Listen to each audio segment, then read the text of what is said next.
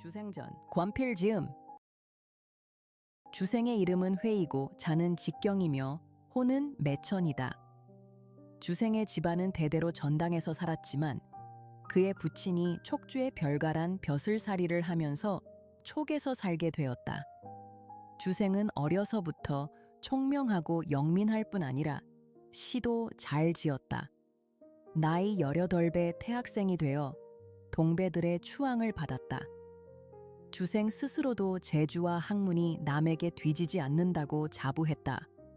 그러나 주생이 태학에 다닌 지도 수년이 지났지만 계속 과거에서 번번이 낙방을 했다. 이에 주생은 탄식하며 말했다. 인생이란 마치 티끌이 연약한 풀잎에 깃들여 있는 것과 같다. 어찌 명예에 얽매여 더러운 속세에서 허덕이며 아까운 청춘을 보낼까 보냐. 그렇게 생각한 주생은 이때부터 과거에 대한 뜻을 포기하고 그 대신 장사의 뜻을 두었다. 주생이 재산을 헤아려 보니 100,000냥이었다. 주생은 그 돈의 반으로 배를 구입했다. 그리고 나머지 돈으로 강호를 오가며 잡화 장사를 시작했다. 이속이 있어 스스로 생활을 꾸려갈 수 있었다. 주생은 장사실 때문에 아침에는 오나라에 있었고 저녁에는 초나라에 있었다. 그는 장사에 구애되지 않고 마음이 내키는 대로 이곳저곳을 돌아다녔다. 어느 날이었다. 주생은 악약성 밖에 배를 메어두고 오래 전부터 친히 지내는 나생을 찾았다. 나생 역시 뛰어난 선비였다. 나생은 주생을 반갑게 맞이한 후 함께 술을 마시며 즐겼다. 주생은 크게 취하여 배로 돌아왔다. 날은 벌써 딴거미가 짙게 깔리고 둥근 달이 떠올랐다. 주생은 취흥에 젖어 배를 강 가운데 띄워놓고 도치대에 기댄 채 곤하게 잠이 들었다. 배는 맞바람을 받아 쏜살같이 흘러갔다. 주생이 깊은 잠에서 깨어났을 때 안개 속에서 절의 종소리가 은은히 들려왔다. 달은 서쪽 하늘에 기울어져 있었다. 강 양쪽 언덕에 푸른 나무들이 희미하게 새벽빛에 어른거렸다. 그리고 나무 사이로 초롱불빛이 은은히 새나오고 있었다. 주생이 사람들에게 이곳이 어디냐고 물으니 사람들이 말하길 전당이라고 했다.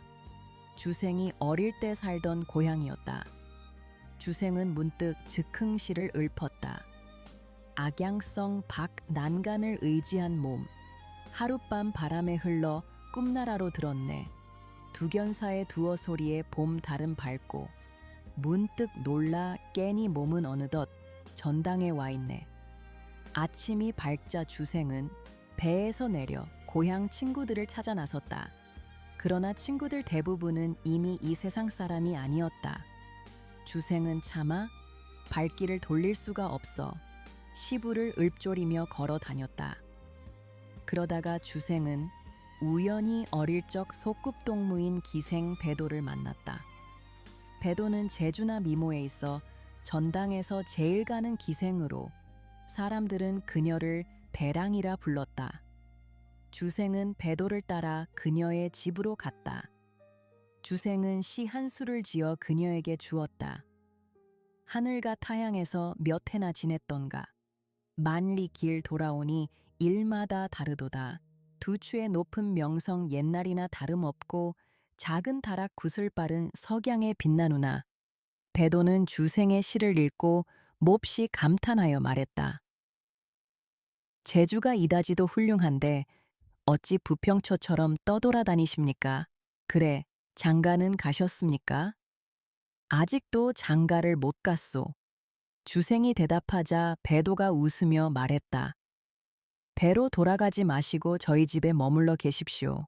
제가 좋은 배필을 알아보겠습니다.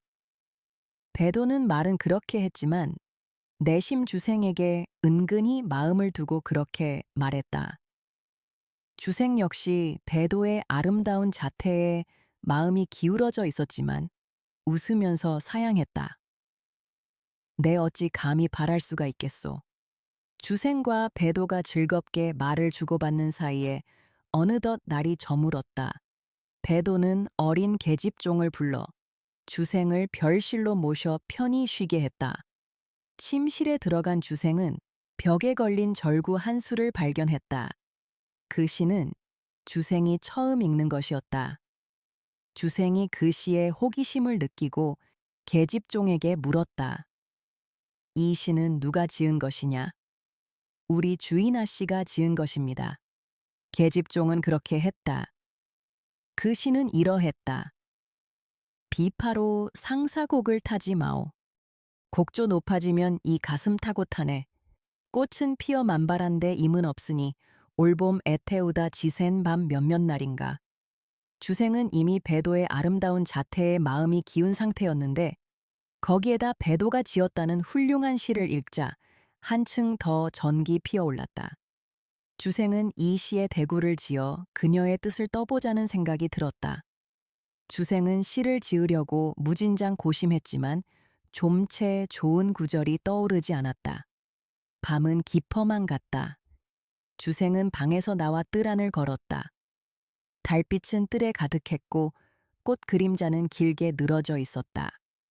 그때 홀연단 밖에서 두런두런하는 얘기 소리와 말 우는 소리가 들리더니 잠시 후 사라졌다. 주생은 그 연유가 무척 궁금했다. 주생은 이곳에서 그리 멀지 않은 배도의 방을 살폈다. 배도의 방은 촛불이 환히 밝혀져 있었다. 주생은 몰래 다가가 배도의 방안을 엿보았다. 배도는 홀로 앉아 채운전을 펴놓고 처변화란 살을 초하고 있었는데 단지 전첩만 지었을 뿐 후첩은 아직 짓지 못하였다. 주생은 자신도 모르게 창문을 열면서 말했다. 주인 아가씨의 살을 이 나그네가 채워드려도 좋겠소. 주생의 말에 배도는 짐짓 화난 듯이 말했다. 미친 손이 어찌하여 여기까지 오셨나요? 내가 미친 것이 아니오. 주인 아가씨가 이 나그네를 미치게 한 것이오. 주생의 말에 배도는 빙글에 미소를 지었다. 그리고 주생으로 하여금 그 살을 완성케 했다. 주생이 후첩을 지었다. 깊고 깊은 원당에 춘정 설레고 달빛은 꽃가지에 가득 향로의 연기 향기도 높구나. 창 안에 고운 여인 근심으로 겉늙어 꿈마저 잃고서 방초 위만 헤매누나. 선경에 잘못 들어 번천이 방초 찾아 논일 줄 뉘알리. 잠 깨니 새들은 가지에서 지저귀고 푸른 발엔 그림자도 없고 붉은 난간엔 날이 박누나. 주생이 살을 다 짓자 배도는 자리에서 일어났다. 그리고 야곡선 술잔의 서하주를 따라 주생에게 권했다. 주생은 술을 마실 생각이 전혀 없어 배도가 아무리 권해도 사양했다. 배도는 주생의 뜻을 알아차리고는 입을 열었다. 저의 조상은 호족으로, 조부께서는 천주의 시박사, 선박과 무역에 관한 사무를 담당하는 중국 당나라의 관명, 벼슬을 지내시다가 죄를 지어 서인으로 쫓겨났습니다. 그 후부터 집안이 기울었습니다. 게다가 저는 일찍 부모를 여의고 다른 사람 손에서 자라 오늘에 이르렀습니다. 이미 기생의 명부에 올라 내 비록 손님들과 술을 마시지만 절개를 지켜 깨끗이 간직했습니다. 저는 한가한 시간이면 꽃을 보고 눈물을 흘렸고 달을 바라보면 넋을 잃곤 했습니다. 이제 낭군님을 보어니 풍채가 의젓하시고 거동이 활달하며 재주가 빼어나고 생각이 깊다는 것을 알게 되었습니다. 제 비록 몸은 천하나 건질 아내나 첩이 되기를 겸손하게 이르는 말, 받들기를 원하옵니다. 다만 제가 바라는 것은 낭군님이 후일, 입신 출세한 다음 저를 기생의 명부에서 빼주시어 선조의 이름을 더럽히지 않게 해주시는 것뿐입니다. 그렇게만 해주신다면 낭군님이 저를 버리셔도 그 은혜를 잊지 않겠습니다. 배도는 말을 마치고 비 오듯 눈물을 흘렸다. 주생은 배도의 말에 크게 감동했다. 주생은 소매자락으로 배도의 눈물을 씻어주며 말했다. 그대가 말하지 않더라도 내 어찌 그런 생각이 없을까. 배도는 눈물을 거두고 안색을 달리하여 말했다. 애 이르기를 여야불상이요 사이기행이라 했습니다. 낭구님은 이익과 곽소옥의 일을 못 들으셨나요? 낭구님이 저를 멀리 하시거나 버리지 않겠다는 맹세의 말씀을 해주십시오. 배도는 고운 명주 한 자락을 꺼내 주생에게 내밀었다. 주생은 붓을 들어 명주 위에 다음과 같이 썼다. 푸른 산은 언제나 푸르고 푸른 나무는 길이 남도다. 그대 날 믿지 않는다면 밝은 달이 하늘에 떠 있도다. 주생이 쓰기를 마치자 그녀는 명주를 정성껏 봉해서 치마띠 속에 간직했다. 이날 밤 그들은 고당부를 읊으며 맘껏 즐겼다. 그것은 김생과 취취며 위란과 빙빙의 재미에 견줄 바 아니었다. 이튿날 주생은 지난밤에 들었던 사람의 말소리와 말 울음소리에 대해 배소에게 묻자 배도가 대답했다. 이곳에서 좀 떨어진 곳에 붉은 대문을 한 집이 물가에 면해 있습니다. 그 집은 노승상 대기오입니다. 노승상은 이미 돌아가시고 노부인이 일남일녀를 거느리고 홀로 살고 있습니다. 노부인은 아들, 딸을 혼인도 시키지 않고 날마다 노래하며 춤추는 것으로 일을 삼고 있답니다. 지난밤에도 사람과 말을 보내 저를 데리러 왔습니다. 그러나 낭구님이 와 계시기 때문에 병을 핑계대고 거절하였습니다. 이날 해질 무렵이었다. 승상 부인은 또 사람을 보내 배도를 청했다.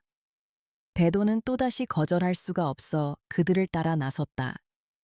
주생은 배도를 문 밖까지 나가 배웅하면서 밤을 새우지 말고 곧 돌아오라고 신신당부했다.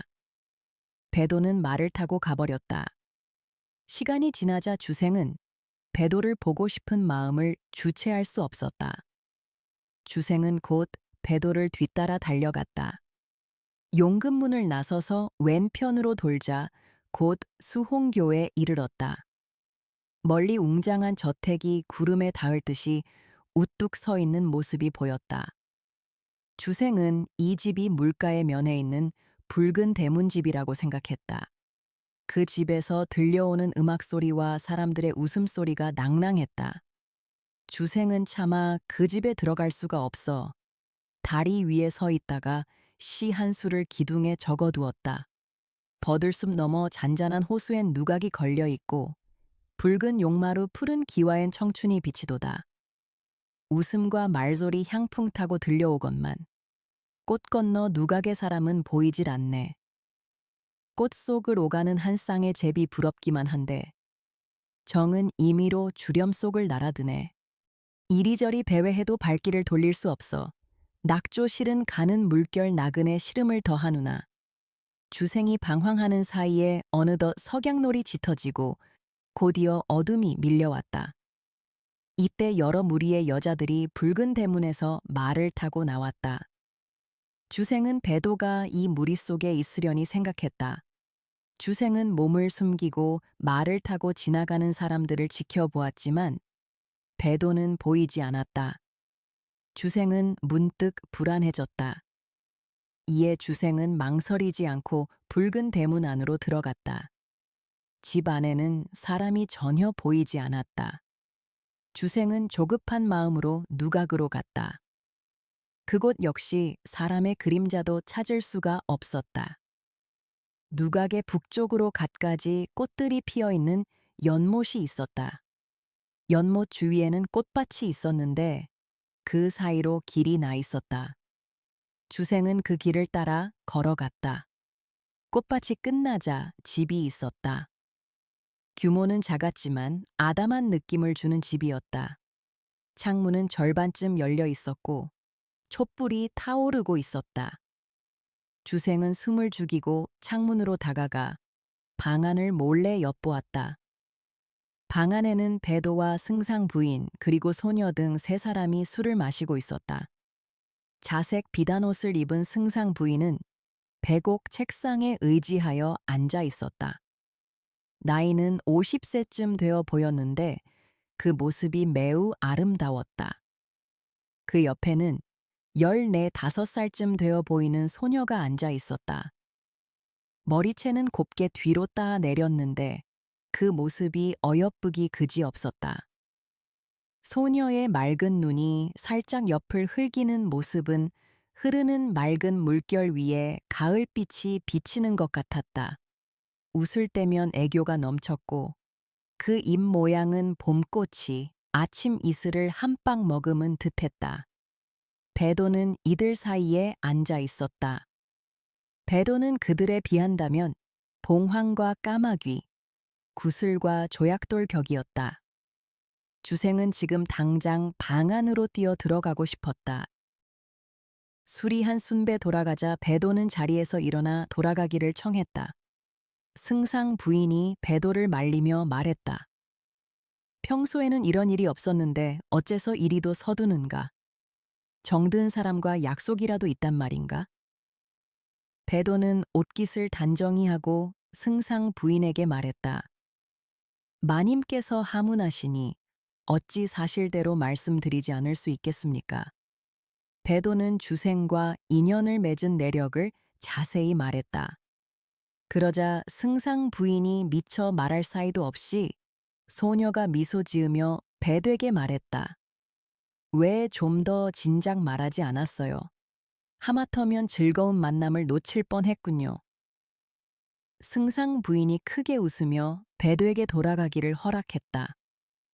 배도가 일어나자 주생은 재빨리 그 집을 빠져나왔다. 그리고 배도보다 한 발 앞서 그녀의 집에 도착했다. 주생은 자신의 방으로 돌아와 이불을 뒤집어 쓰고 자는 채 했다. 배도는 이내 뒤따라와서 주생을 깨웠다. 낭구님은 지금 무슨 꿈을 꾸고 계시옵니까? 주생은 대답 대신 시를 읊었다. 꿈결의 요대 오색 구름에 들어 꽃문의 수놓은 장막 안에서 선아를 꿈꾸었도다. 배도는 주생의 말에 몹시 불쾌했다. 선아가 도대체 누구인지요? 주생은 그 질문에도 시로 응답했다. 꿈 깨어보니 기쁘게도 선아가 얘 있네. 만당한 이 그윽한 정취를 어이하리. 주생은 시를 읊은 다음 배도를 어루만지며 말을 이었다. 그대가 내 선아가 아닌가. 배도는 그 말에 웃으며 말했다. 그렇다면 낭구님은 저의 설랑이군요. 이후 두 사람은 서로를 선아, 설랑으로 부르게 되었다. 주생이 배도에게 늦게 온 사연을 물으니 배도가 대답했다. 연회가 파한 후 다른 기생들은 돌아가게 하였으나 유독 저만 남게 했습니다. 저를 따로 선화의 거소에 불러 다시 조촐한 술자리를 벌였습니다. 주생이 선화에 대해 자세히 말하라고 하자 배도가 대답했다. 선화의 자는 반경이고 나이는 15입니다. 용모가 빼어나 세속 사람 같지 않으며 사곡을 잘 지을 뿐만 아니라 자수도 잘 놓아 저 같은 것은 감히 엄두도 낼 수 없습니다. 어제는 풍입송에 살을 짓고 거기에 맞춰 금현을 연주했습니다. 제가 음률을 약간 알기 때문에 그곳에 더 머물게 하고는 그 곡을 노래하게 한 것입니다. 주생이 다시 물었다. 그럼 그 산은 어떤 것인가? 그러자 배도는 소리내어 살을 읊었다. 옥창에 꽃 피고 봄날은 늦기만 한데 집 안은 고요하고 주렴이 드리웠네. 모래가의 예쁜 오리는 석양을 즐기고 쌍쌍이 짝지어 본 못에서 멱 감으니 부럽기만 하구나. 버들숲 안개는 가벼이 엉겼고 휘늘어진 가지마다 안개 속에 간들간들 꽃다운님은 잠 깨어 난간에 기댔는데 만면엔 수심이 가득하구나. 제비는 집 지어 알을 품고 꾀꼬리는 때 가는 줄 모르고 지저귀는데 봄날의 미색은 꿈결같이 시드니 한스럽기만 하구나. 비파 잡아 가볍게 튕기니 곡 중에 깊은 원한을 그 뉘라서 알리오. 배도가 한구 읊을 때마다 주생은 속으로 은근히 감탄했지만 겉으로 내색을 할 수 없어 이렇게 말했다. 이 사곡에는 규방의 춘희가 잘 표현이 되었네. 소야란 정도의 뛰어난 솜씨가 아니면 그만한 경지에 이르기는 좀 힘들 것 같소. 그러나 나의 선화가 꽃을 다듬고 옥을 깎는 재주만은 못하오. 주생은 선화를 본 후로 배도에 대한 전기 열버졌다. 선화와 있을 때만 억지로 웃음도 짓고 즐거운 체했으나 마음엔 오직 선화 생각뿐이었다. 하루는 승상 부인이 어린 아들 구경을 불러 말했다. 내 나이 벌써 12이 아니냐. 아직도 취학을 못하고 있으니 후일 성년이 되면 어떻게 자립하겠느냐. 내들은 바로는 배도의 남편인 주생은 글을 잘하는 선비라고 한다. 내 가서 배우기를 청하는 것이 좋겠구나. 구경은 값없이 엄한 어머니의 말을 어길 수 없었다. 구경은 그날로 책을 챙겨 주생에게 갔다. 주생은 마음속으로는 은근히 기뻤지만 거듭 사양하다가 마지못한 체하며 허락했다. 어느 날 주생은 배도가 출타한 틈을 타 구경에게 말했다. 네가 이 집을 오가면서 글을 배우는 것은 번거로운 일이다. 네 집에 빈 방이라도 있다면 내가 너의 집으로 옮겨갔으면 한다. 너는 왕래하는 불편을 덜 것이요. 나는 너를 가르치는데 전력을 다할 수 있을 것이다. 구경은 넙죽절을 하면서 말했다. 그러하기를 진심으로 바랍니다.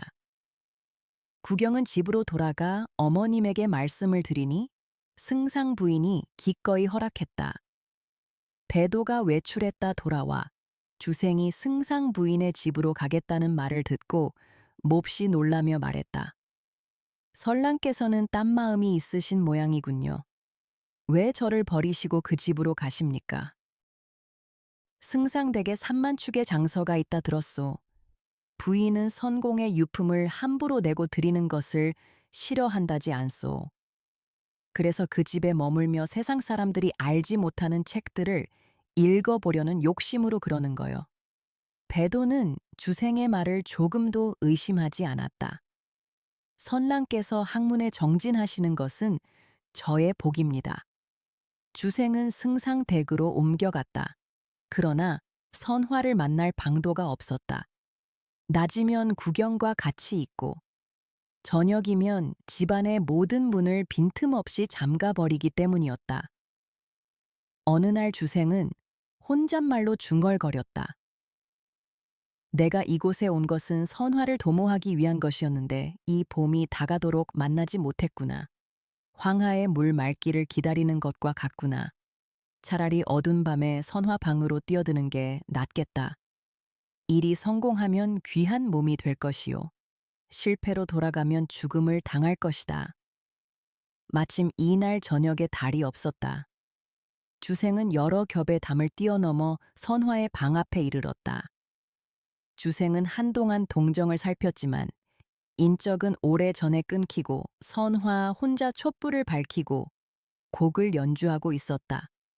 주생은 기둥 사이에 몸을 숨기고 선화의 연주 소리를 듣고 있었다.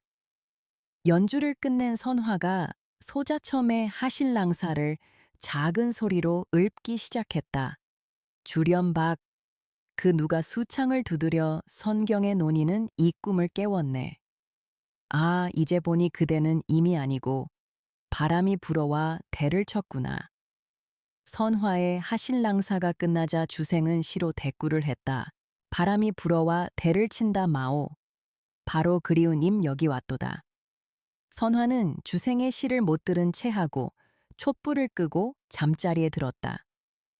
주생은 선화의 방 안으로 들어가 선화의 이부자리에 속으로 들어갔다. 선화는 엷은 구름과 가는 비처럼 버들과 어린 꽃처럼 부드러웠다.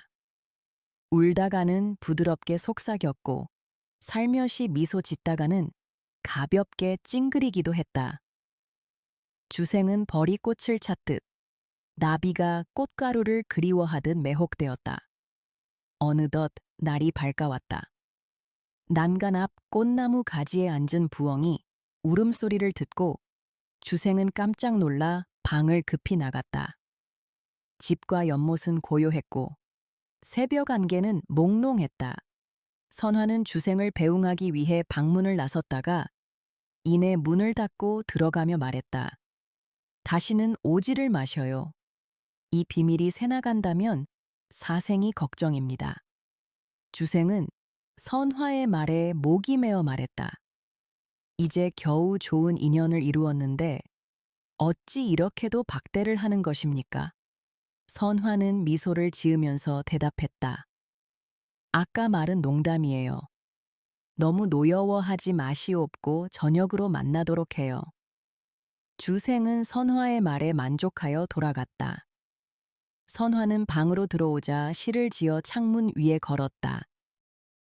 비 내렸다 갯날은 막막하고 음산한데 푸른 버들은 그림 같고 푸른 연기만 같구나. 봄날의 수심은 봄 따라 가지 않고 새벽 꾀꼬리를 따라 베갯머리로 날아드누나. 다음 날 저녁이었다. 주생이 선화를 찾아가는 길에 갑자기 담 밑 나무 사이에서 신발 끄는 소리가 들렸다. 주생은 급히 몸을 돌려 달아나려고 했다. 그때 신을 끌던 사람이 청매를 던져 주생의 등을 맞췄다. 주생은 몹시 당황하여 수풀 속에 납작 엎드려 몸을 숨겼다. 그러자 신 끌던 사람이 낮은 목소리로 말했다. 주랑, 놀라지 말아요. 저예요. 그제야 주생은 선화가 한 짓인 줄 알았다. 주생이 일어서서 선화의 허리를 꼭 끌어안았다. 왜 사람을 놀라게 하는 거요? 주생이 물으니 선화는 웃으며 대답했다. 어찌 감히 낭군님을 놀라게 하겠어요. 낭군님 혼자 질의 겁을 먹었을 뿐이지요. 향을 훔치고 구슬을 도둑질하는데 어찌 겁이 나지 않겠소. 주생은 그렇게 말하고 선화의 손을 잡고 방으로 들어갔다. 주생은 창문 위에 걸린 절구를 보았다. 마지막 구절을 손으로 가리키며 말했다. 무슨 근심이 있어 이런 시를 지었소. 선화가 대답했다. 여자의 몸은 수심과 함께 태어났습니다. 만나지 못했을 때는 서로 만나기를 원하고 만나면 서로 헤어질 것을 두려워합니다. 이러니 어찌 여자의 몸에 근심이 없겠습니까? 하물며 낭군님은 절단지기를 어겼고 저는 행로지옥을 받았습니다. 불행히도 우리 정사의 자취가 발각된다면 친척들에게 용납되지 못할 것이요. 동리 사람들은 천하게 여길 것입니다. 그렇게 되면 비록 우리들이 손을 잡고 해로하려 해도 무슨 소용이 있겠습니까? 오늘의 일은 구름 속에 든 달과 같으며 숨은 꽃과도 같습니다. 설사 한때는 즐겁다 하더라도 그것이 오래 가지 못할 테니 어찌하겠습니까? 선화는 말을 마친 후 눈물을 주룩 흘렸다. 주생은 선화의 눈물을 훔치며 위로했다. 대장부가 어찌 아녀자 하나를 얻을 수 없겠는가. 내 나중 예법대로 그대를 맞이할 것이니 너무 걱정을 마오. 선화는 눈물을 거두며 치사했다. 낭구님의 말씀대로만 될 것 같으면 저의 아름다운 얼굴이 비록 집안을 화목하게 할 수는 없겠지만 나무를 캐어 정성껏 제사를 받드는 일만은 다 하겠습니다. 선화는 향합을 열어 화장용 거울을 꺼내 둘로 깨뜨렸다. 그리고 한쪽은 자기가 갖고 다른 한쪽은 주생에게 주었다. 동방화촉의 밤을 기다렸다 다시 하나로 합치기를 기다리겠습니다. 선화는 그 말을 마치고 흰 깃부채를 주생에게 주면서 말했다. 이 물건은 비록 하찮은 것이지만 제 마음의 간곡함을 나타내는 것입니다. 제 소원이오니 승란의 처로 생각하시어 가을밤에 원한을 끼치지 마시옵고 가사 한가가 그림자를 잃을지라도 꼭 밝은 달빛을 어여삐 여겨 아껴주십시오. 이날 이후 두 사람은 밤이면 만나 새벽에 헤어졌다. 하룻밤도 거르는 법이 없었다. 어느 날 주생은 오랫동안 배도를 만나지 않았음을 생각했다. 주생은 배도가 이상히 여길까 두려워 그녀의 집으로 가서 잤다. 주생이 배도의 집으로 간 날 밤이었다. 선화는 주생을 기다리다 못해 그의 방으로 갔다. 선화는 아무도 없는 빈 방에서 주생이 쓰던 단장 주머니를 풀었다. 선화는 그 주머니에서 배도가 지은 시를 발견했다. 그 시를 읽은 선화는 질투심이 일어나 책상 위에 있는 붓을 들어 시를 지워버렸다. 그리고 그 시 밑에 아나미사일 절을 지은 다음 푸른 비단에서 싸서 주머니 안에 집어넣고 주생의 방을 나왔다. 그 사는 다음과 같았다. 창밖에 그림자 보이는 듯 사라지고 기울어진 달은 누각 위에 높이 떴네. 우수수 대나무 소리는 풍류 이뤄 요란하고 오동나무 그림자는 집안에 가득한데 깊은 밤 고요는 수심을 자아내네. 이 외로운 밤 방탕한 임은 소식조차 없으나 어디서 논이느라 나마저 잊었는가. 아서라 생각 말자 잊으려 하나 멀리 있는 정은 답답도 해. 그래도 행여나 시간을 헤며 앉아 기다리네. 이튿날 주생이 돌아왔다. 선화는 질투하거나 원망스런 얼굴을 보이지 않았고 또 주머니를 끌러본 것도 말하지 않았다. 선화는 주생의 학행을 칭찬하고 구경에게 글을 가르친 것에 대한 수고를 치사했다. 선화는 집으로 배도를 오라고 청했다. 그리고 주생, 배도와 함께 술을 마셨다. 선화는 손수 술을 따라 배도로 하여금 주생에게 장을 권하게 했다. 주생은 이날 밤 크게 술에 취했다. 주생의 방에 든 배도는 주생이 술에 취해 정신없이 잠을 자자 따분하기 이를 데 없었다. 그래서 주생의 주머니를 끌러 보았다. 그녀는 자신이 지은 사과 먹으로 지워진 것을 보고 마음이 잠옷 언짢았고 괴이한 생각이 들었다.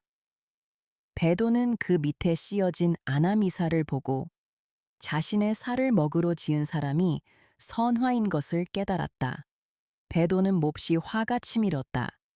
배도는 이 살을 소매 속에 감춘 다음 주머니를 전처럼 싸매고 앉은 채로 아침을 기다렸다. 주생이 술에서 깨어나자 배도가 물었다. 낭군님은 이곳에서 무작정 유할 건가요? 도대체 돌아오지 않는 것은 무엇 때문입니까? 주생이 대답했다. 구경이가 공부를 아직 다 마치지 못한 탓이오. 처의 동생을 가르치는 것이니 마음을 다해야겠지요. 주생이 배도의 말에 얼굴을 붉히며 물었다. 그게 도대체 무슨 말이오? 배도는 얼마 동안 말이 없었다. 주생은 당황하여 고개를 숙이고 방바닥만 응시했다. 배도는 그 살을 꺼내어 주생의 앞에 던지며 말했다. 이 어찌 군자가 할 짓입니까? 난 지금 곧장 들어가 부인께 말씀 올리겠습니다. 말을 마친 배도가 몸을 일으키자 주생은 황망히 그녀를 붙잡아 앉히고 사실대로 고백했다. 주생은 배되게 머리를 조아리며 간곡히 빌었다. 선화는 나와 백년해로를 굳게 언약한 사이인데 어찌 죽을 곳으로 몰아넣는단 말이오. 배도는 마지못해 뜻을 돌렸다. 그렇다면 곧 저와 같이 돌아갑시다. 주생은 달리 방법이 없어 승상 부인에게 핑계를 대고 배도의 집으로 돌아갔다. 배도는 선화와의 관계를 알고 난 다음부터 주생을 선랑이라 부르지 않았다. 마음속에 불평이 가득했기 때문이었다. 그날부터 주생은 오로지 선화만을 생각했다. 주생의 몸은 나날이 여위어갔다. 그리고 끝내는 병이 들어 자리에 눕고 말았다. 주생이 배도의 집으로 돌아온 지 20날이 지나갔다. 돌연 구경이 병으로 죽었다는 전갈이 왔다. 주생은 재물을 갖춰 영구 앞에 나아가 전을 올렸다. 선화는 주생과 이별한 후 상사의 병이 깊어 자리에 누워 있다가 문득 주생이 왔다는 소식을 듣고는 억지로 일어났다. 그리고 담장 소복을 하고 주렴 안에 혼자 서 있었다. 주생이 전을 끝낸 다음 눈을 들어보니 멀리 선화가 보였다. 주생은 선화에게 간절한 눈빛을 보냈다. 잠시 후 주생이 뒤돌아보니 선화는 이미 사라져 보이지 않았다. 세월은 흘러 몇 달이 지났다. 배도는 죽을 병에 들어 자리에 눕고 말았다. 배도는 주생의 무릎을 베고 눈물을 가득 머금은 채 말했다. 이제 저는 낭군님과 영원히 이별을 하게 되었으니 비단 오시며 좋은 악기가 소용이 없고 전날의 소원도 다 그만입니다. 다만 원하는 바는 제가 죽은 후에 낭군님은 선화를 취하여 배필로 삼는 것입니다. 그리고 내 죽은 뒤 시신은 낭군님이 왕래하시는 길가에 묻어주신다면 죽더라도 산 것 같이 여기고 편안히 눈을 감겠습니다. 배도는 말을 마치고 기절했다. 배도는 한참 만에 다시 깨어나 주생을 바라보며 말했다. 주랑 부디 몸조심하시어요. 배도는 이 말을 마치고 숨을 거두고 말았다. 주생은 배도의 죽음을 몹시 슬퍼했다. 주생은 그녀의 유언대로 시체를 호산에 길게 고이 묻어주었다. 제문은 다음과 같다.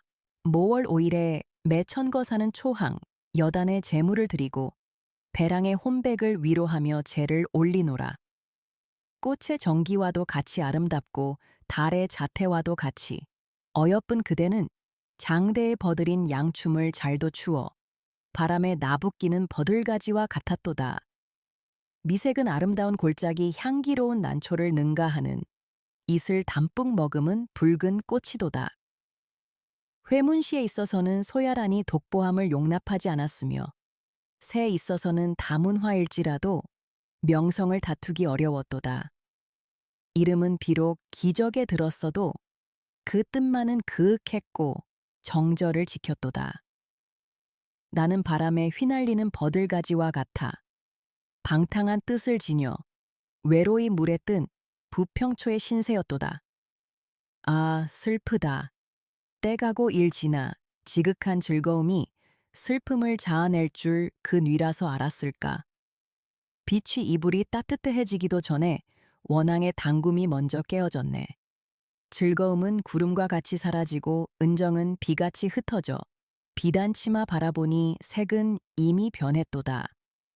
옥파에는 소리를 내지 않고 일척의 비단이 아직도 향기롭구나. 붉은색의 악기와 푸른색의 옷이 은상에 헛되이 버려있고 남교의 옛집은 홍랑에게 내맡겼도다. 오호라, 가인은 얻기 어렵고 덕음은 잊기 어렵도다.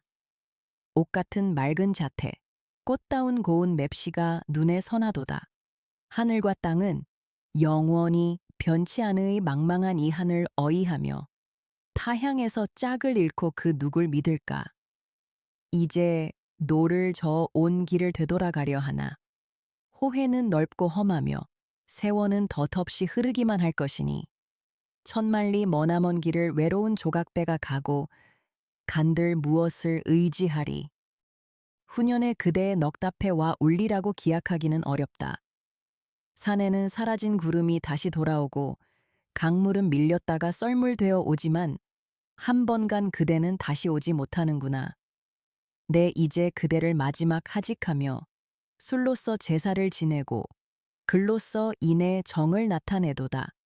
바람결에 붙여 연결하노니 그대의 혼이여 부디 흠향하시라.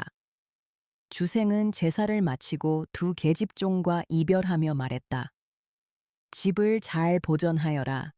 내 후일 성공에 돌아오면 반드시 너희들을 돌봐주마. 계집종들은 설게 울며 말했다. 저희들은 주인 아씨를 어머니같이 우러러 받들었고 아씨도 저희를 자식같이 사랑해 주시었어요. 이제 저희가 박복하여 아씨를 일찍 여의었으니 오직 믿고 슬픔을 달랠 길은 서방님뿐인데 이제 서방님마저 가신다니 저희들은 누구를 의지하고 살란 말입니까? 주생은 계집종들을 달래고 눈물을 뿌리며 배에 올랐지만 차마 노를 저을 수 없었다. 이날 밤 주생은 무홍교 밑에서 묵었다. 주생은 멀리 불빛이 깜박이는 선화의 집을 바라보며 그녀와의 인연이 끊어졌음을 슬퍼했다. 그는 선화를 그리며 장상시 일절을 읊었다. 꽃에도 버들에도 안개는 끼었는데 춘색을 전하는 이 한밤 늘어진 버들숲에서 잠자도다. 좋은 인연 모지러 이 새벽녘 임의 방촛불은 막연한데 되짚어가는 길에 끝없는 만리길을 바라보도다. 주생은 잠을 이루지 못했다. 아무리 생각해봐도 이번에 가면 선화를 연경 이별할 것만 같았다. 어느덧 날은 훤히 밝아왔다. 주생은 노를 저어서 물길을 떠났다. 선화의 집과 배도의 묘는 점점 아득해졌다. 상우비를 돌아 강이 굽어진 곳에 이르니 홀연 모든 것이 시야에서 사라졌다. 주생은 호주의 땅에 도착하여 외가인 장 노인을 찾아가 그곳에서 머물렀다. 장씨 노인은 호주의 갑부일 뿐만 아니라 인물 됨됨이가 후목하기로 이름이 나 있었다. 장 노인은 주생을 후하게 대접했다.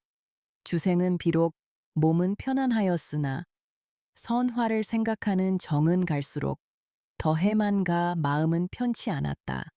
세월은 흘러 어느덧 임진년 춘삼월이었다. 장 노인은 주생이 나날이 여위어 가는 것을 이상스럽게 여겨 그 까닭을 물었다. 주생은 감히 감추지 못하고 그 연유를 사실대로 이야기했다. 주생의 말을 전부 들은 장 노인이 이렇게 말했다. 왜 진작 말하지 않았느냐? 내 안사람과 승상 부인과는 동성이어서 여러 대 동안 긴밀히 지냈다. 내 너를 위해 힘써 보겠으니 아무 염려하지 마라. 다음 날 장 노인은 부인을 시켜 편지를 쓰게 한 다음 늙은 하인을 전당으로 보냈다. 선화는 주생과 이별한 후 병을 얻어 늘 자리를 보전하고 누워 있었다. 승상 부인은 선화가 주생을 사모하여 얻은 병인 줄 이미 알고 있었다. 승상 부인은 선화의 뜻을 이루어 주려 했지만 이미 주생이 떠난 후이라 어쩔 수가 없었다. 그러던 차에 승상 부인은 노부인의 편지를 받고 매우 기뻐했다. 선화는 편지가 왔다는 소식을 듣고 자리를 털고 일어나서 머리도 빗고 세수도 하며 몸단장을 했다. 그리고 이해 9월로 혼인날이 정해졌다. 주생은 날마다 폭으로 나가 늙은 하인이 돌아오기를 기다렸다. 늙은 하인이 떠난 지 아흐레가 되던 날 그가 돌아왔다. 늙은 하인은 승상 부인의 정혼의 뜻을 주생에게 아랜 다음 선화의 편지를 전해 주었다. 주생은 급히 편지를 뜯었다. 편지지에는 눈물 자국이 번져 있었다. 주생은 선화의 마음을 짐작하고도 남음이 있었다. 사연은 이러했다. 박복한 몸 선화는 목욕 재개하고 주랑께 올리옵니다. 저는 본래 약질이어서 깊은 규방에서 수양하고 있습니다. 매양 청춘이 수의감을 근심했고 거울을 들여다보면서 스스로 한탄했습니다. 비록 연심을 품었다가도 사람을 만나면 부끄러움을 금할 수 없었습니다. 그러나 버들가지를 보면 춘정이 무르녹고 나뭇가지의 꾀꼬리를 들으면 또한 연모심이 몽롱해집니다. 하루아침에 고운 나비가 소식을 전하며 산새가 길을 인도했습니다. 동방지월에 주자재달하여 낭군님이 담을 넘어 오심에 있어서 저는 몸을 아끼지 못했습니다. 선약을 다리려고 하계에 내려와 일은 마쳤지만 옥경에 올라가지 못해 거울을 둘로 나누어 한 가지로 영원한 맹세를 했던 것입니다. 그러던 것이 호사다마하여 호시절을 다 놓치고 말았습니다. 마음만은 사랑하기 그지없으나 몸은 점점 여위어짐을 슬퍼하고 있습니다. 낭군님이 한 번 가신 뒤 봄은 다시 왔으나 소식은 없어 이화에 비 내리고 황혼빛이 문을 비치어 잠 못 이루어 낭군님 생각으로 자꾸만 여위어질 뿐입니다. 비단 장막은 낭군님이 없어 주야로 쓸쓸하고 촛불을 밝힐 일 없으니 저녁으로 방하는 침침할 따름입니다. 하룻밤에 몸 망치고 100년의 정을 품음에 이미 시들어져 가는 몸이지만 낭군님만을 생각합니다. 밤이면 달을 보고 눈물을 흘립니다. 낭군님 생각으로 간장은 노간하고 만나보고 싶은 마음 간절하기 그지없으나 갈 수 없는 신세이옵니다. 만약 미리 이런 일이 있을 줄을 알았던들 살아있지 못했을 것입니다. 이제 원로가 소식을 보내옴에 가일이 기다려지오나 홀로 있으니 초조하여 견딜 수 없습니다. 병은 나날이 깊어져 꽃 같은 얼굴은 광채가 사라지고 구름 같은 머리에는 빛이 없어졌습니다. 이루 낭군님이 저를 본다 할지라도 다시는 전처럼 은정이 솟지 않을 것입니다. 이제 와서 아무것도 바랄 것이 없사오나 다만 품고 있는 정성을 다하지 못한 채 문득 아침 이슬과 같이 세상에서 사라진다면 멀고 먼 황청이를 가는 넋의 한이 무궁할 것이 두렵습니다. 이제는 아침에 낭군을 보옵고 저의 기구한 정을 호소나 할 수 있다면 저녁에 죽어도 원이 없겠나이다. 산천은 첩첩하여 먼 구름 밑에 떨어져 있는 거리를 편지 전할 사람이 빈번히 다닐 수도 없는 일이옵니다. 이제 멀리 목을 빼어 바라보니 뼈는 녹고 넋은 날 뿐입니다. 호주의 땅은 기후가 좋지 못하여 질병이 많습니다. 낭군님은 자중하시어 부디 몸조심하십시오. 끝으로 이 정겨운 편지에 할 말을 다하지 못한 것은 돌아가는 기러기에 부탁하여 보내겠습니다. 모월 모일 선화 상서 편지를 읽고 난 주생은 꿈꾸다 깨어난 것만 같고 술에 취했다가 정신이 난 것만 같았다. 슬프기도 했고 반갑기도 했다. 그러나 오는 9월을 손꼽아 보니 아직도 아득했다. 주생은 혼인 날짜를 고쳐 잡으려고 장씨 노인을 찾았다. 다시 한번 늙은 하인을 승상 부인에게 보내달라고 청한 후 선화에게 답장을 썼다. 사랑하는 임 선화 그대여, 삼생의 인연이 깊어 천리길에서 온 편지를 받았소. 사물을 보고 사람을 생각하니 어찌 한 시인들 잊을 수 있으리오. 지난날 나는 그대의 집에 뛰어들었소.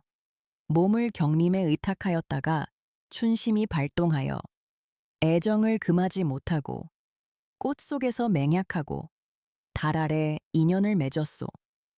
그때는 외람되게도 많은 은정을 입고 굳은 맹세를 하였소. 스스로 생각하기를 이 세상에서는 깊은 은혜를 갚을 도리가 없다고 여겼소. 인간의 호사에 대한 조물주의 시샘으로 하룻밤의 이별이 해를 넘겨 원한이 되었소. 이렇게 될 줄 어찌 알았소.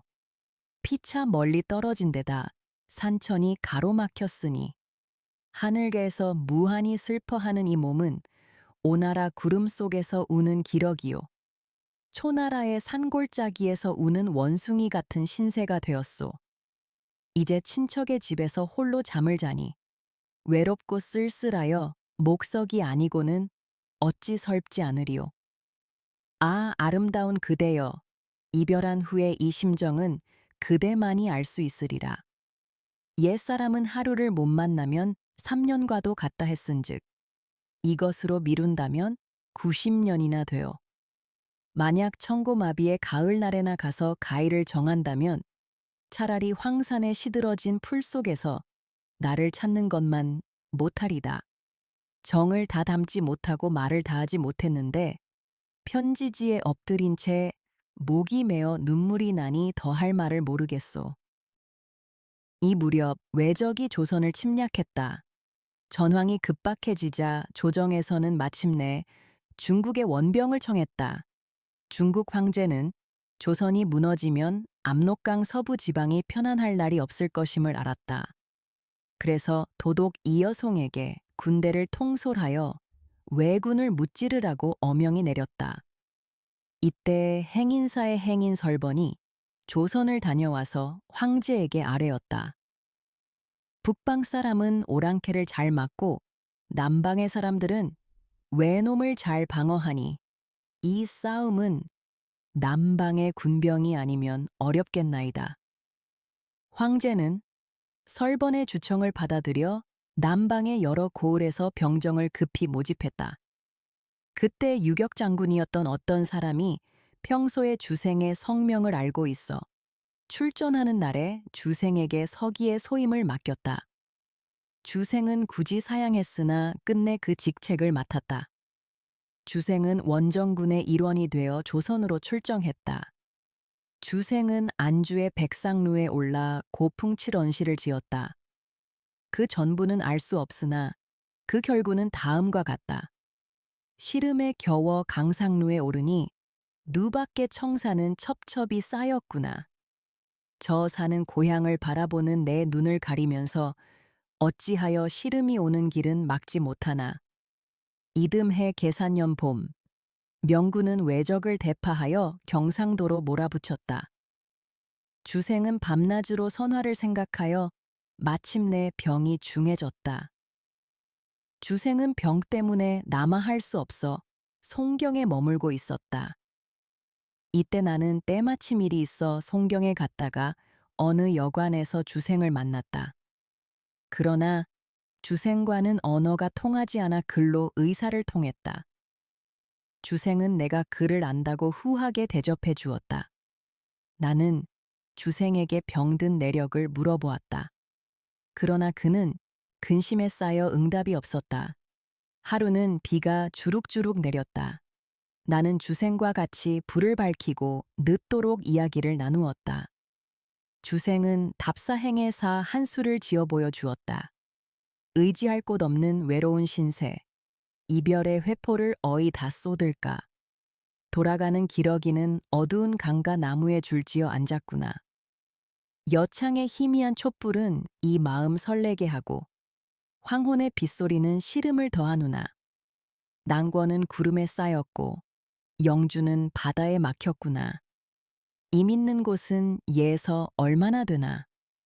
차라리 물 위에 부평초 되어 하룻밤 흘러 오강으로 가고자.